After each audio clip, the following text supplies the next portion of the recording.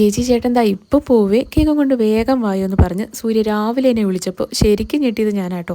അപ്പോൾ ഒരാഴ്ച മുമ്പേ തന്നെ എന്നെ കോൺടാക്ട് ചെയ്തിട്ടുണ്ടായിരുന്നു. ഹസ്ബൻഡിൻ്റെ ബർത്ത്ഡേ ആണ്, സർപ്രൈസ് ആയിട്ട് കേക്ക് കൊടുക്കണമെന്നൊക്കെ പറഞ്ഞിട്ട്.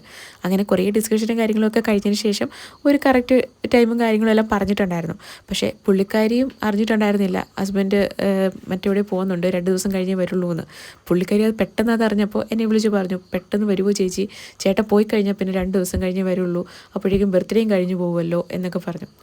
അപ്പോൾ എനിക്കും വല്ലാണ്ട് ടെൻഷനായിപ്പോയി. കാര്യം കുറച്ച് ദൂരം ഉണ്ടായിരുന്നു, ഞാൻ ഇതിന് മുമ്പ് ആ റൂട്ടിൽ പോയിട്ടുണ്ടായിരുന്നില്ല. അപ്പോൾ എങ്ങനെ പോവും, എങ്ങനെ എത്തിപ്പെടും എന്നൊക്കെയുള്ളൊരു വല്ലാത്ത ചിന്തയായിരുന്നു.